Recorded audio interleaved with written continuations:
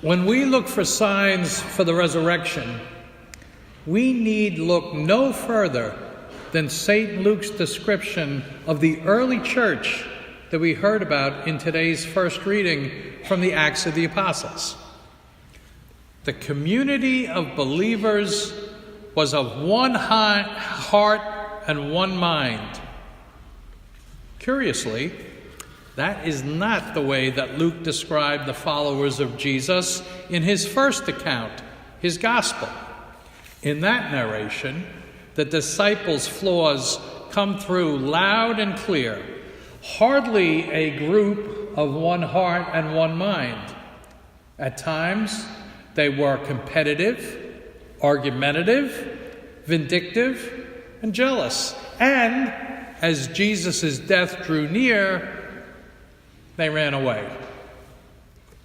But in Acts, Luke paints a different picture of that first generation of Christians. But it is, I think, somewhat idealistic. If they're like any congregation that I've experienced, we can be sure that Luke's congregation also had some issues.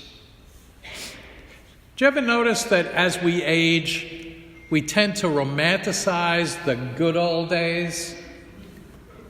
We even do this in church, huh? We sit there and we go, oh, you remember when the pews were all filled up? Remember when we had full Catholic schools? Remember the abundance of priests and nuns and brothers? Ah, the good old days. But anyone who does must also remember the social and religious unrest that was bubbling beneath the surface, the racial and gender issues that emerged during that time. Things were not that great in the good old days, as they sometimes seemed on the surface. Just as we tend to romanticize a former time, Luke was doing the same thing, I think, in today's Acts reading. Was there really not a needy person among them? Were they all actually of one heart and one mind? And they didn't claim any possessions that were their own? I want to ask Luke, weren't they still human beings?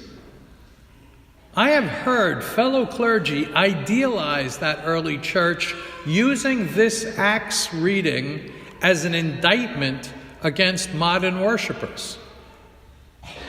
Do we know any Christian community that could measure up to Luke's criteria for believers?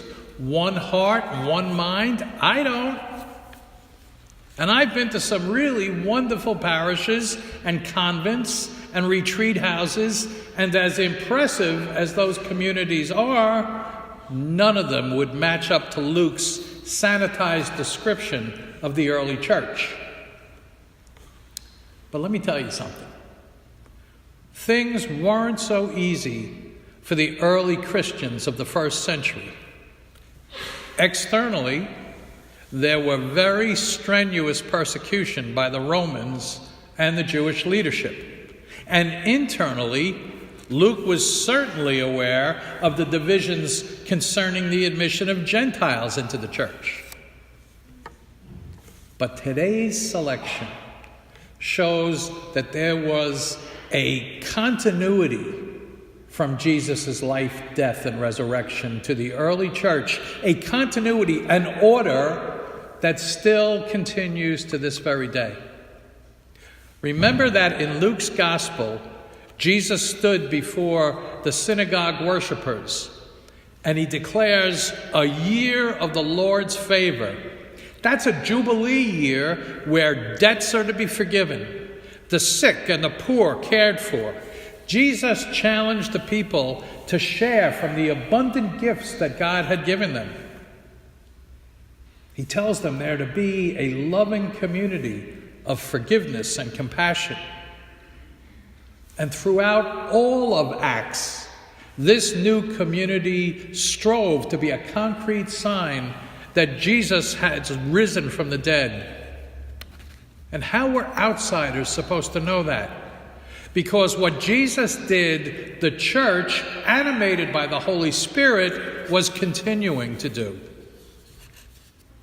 That's where we need to reflect on our own lives and on our witness of faith to the community. The renewal of our baptismal commitment that we celebrate every Sunday during Easter season when we all get sprinkled and when we all renew our vows. That serves as a fresh reminder and a challenge. Does my life and witness of St. Mary's Church, to which I belong, show evident signs of Jesus' life in us?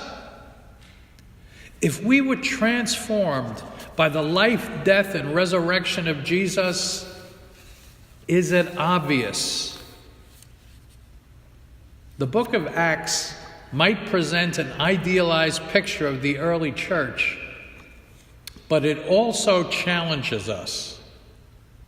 The life of the risen Christ was supposed to have revitalized all of us. Shall we act out of that new life and become one heart and one mind for this entire faith community? Where is reconciliation and forgiveness needed? How can I be an instrument in my parish of that unity? In the good old days, many of the traditional parishes consisted of long-time founders of that parish and older descendants from Europe. But unlike the old days, parishes today are much more diverse. They have these sub-communities and many cultures. Newly arrived members from Spanish-speaking countries, from Asia, from Africa, from the Caribbean. Do we witness being believers of one heart and mind to those right here in our own neighborhood? Acts tells us that there was no needy people among them. Is that true right here in our parish? How do we care for the needy here? For new arrivals? For occasional visitors? Can you imagine the diversity in the early church? Luke tells us that assembled in Jerusalem were devout Jews from every nation under heaven. And Peter's Pentecostal preaching, 3,000 people were converted. And those converts did what we do. They devoted themselves to the apostles' teaching and fellowship and the breaking of bread and prayers. Previously in Acts, the frightened disciples were huddled in one place behind locked doors. Then all of a sudden the Holy Spirit came upon them. And what happened? They burst out of the room to spread the good news.